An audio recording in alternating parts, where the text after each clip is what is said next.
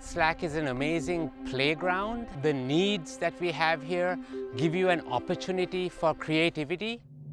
I'm an associate staff scientist. I'm an engineering physicist. I'm a staff scientist. Postdoc. Electrical supervisor. A staff scientist. Engineering physicist. Health and safety specialist. I'm a scientist. Staff engineer. I'm a research professor. I'm responsible for sustainability. I'm a professor of theoretical particle physics. SLAC is unique because it's a national lab that's been around for over half a century. It's smack dab in the heart of Silicon Valley. It has an environment that is sort of distinctly entrepreneurial. It's defined by Stanford, it's defined by all the companies around it. And yet, here we are doing science, one might say the old-fashioned way. We do stuff that no single company could do. We measure the universe in ways that people can't, at all these different length scales, and then we share that information with the world so that they can take that understanding and apply it. I have to say, the people that work here truly are fabulous. The science community, they have this thought, this idea of making whatever amazing thing they want to make. To get there, they need welders, plumbers, pipe fitters, electricians, painters, all of us to assemble and build this thing. So without the wrenches, it isn't going to happen. We're always kind of pushing boundaries. We're growing. So finding ways to go over barriers. We have the ability to want to do and try to do things. And the best part is when those moments happen and you've got everybody lined up to say, let's do this. And then you do it. So we had a workshop recently and someone said, I have a problem.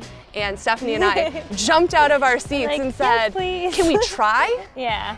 Can we figure out how to do this? And that's, I think, our selling point. Try something different that other people don't think about. We have that optimism. The sun helps too. Look at things that are really, really small or really, really fast. So we go from A to Z. From atoms and electrons, with some of the work that they do at the X-ray facilities and the scattering, all the way up to space, building a camera to measure the night sky. So I cannot think of a length scale that we don't do here. SLAC's product is how quickly we can apply the physics that we do here to deliver something to the outside that changes the world. Whether it's material science related to biological sciences, astrophysics. Looking at different pigments from paints to understand the chemistry and how it's degrading over time. Rocks, looking at pores in shale, to batteries, my own research. It keeps you interested, it keeps you on your toes. Every year there are new students who come in and then we find new problems which are really exciting. It's interesting to meet new people, but it's also interesting to meet their science. It's our job to provide these facilities to the scientific community. That's what happens at SLAC.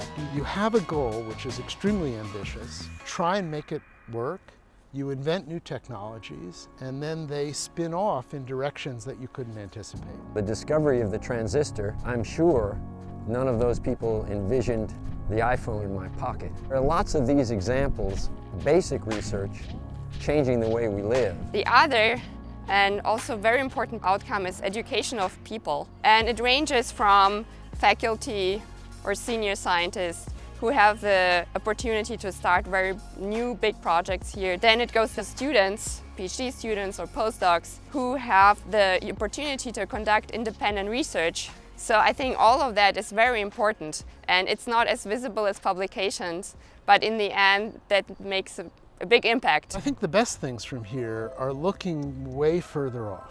How do you drive the boundary of knowledge forward? Sometimes you have to wait a little, but then good things happen if you can understand the world, our lives, the universe better.